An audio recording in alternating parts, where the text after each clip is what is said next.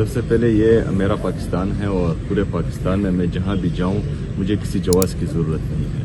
میں تمام شہروں میں گھوموں گا پھروں گا، جس سے دل کرے گا ملوں گا.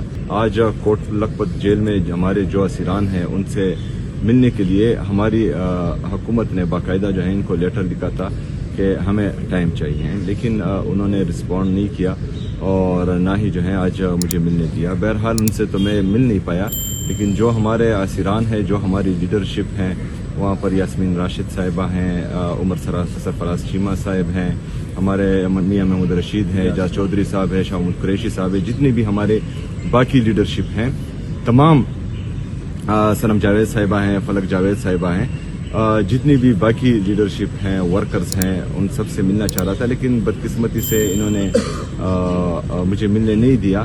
بہرحال نہ ہی مجھے اپنے لیڈر سے ملنے دے رہے ہیں، نہ یہاں پر جو ہے اپنے باقی جو ہماری لیڈرشپ ہے پاکستان تحریک انصاف سے ان سے ملنے دے رہے ہیں. اور اس کے جو سلوک کیا جا رہا ہے کل سے، تو یہ جو ہے ذہنی پستی کی علامت ہے. جو رویہ یہ رکھ رہے ہیں ایک مہذب اور تہذیب برے معاشرے میں اس کو قدر کی نگاہ سے نہیں دیکھا جاتا.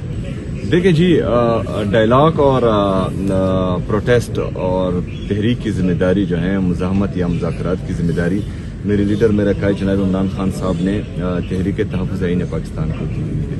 میرے لیے یہ ہدایات ہے کہ میں اسٹریٹ موومنٹ کی تیاری کروں.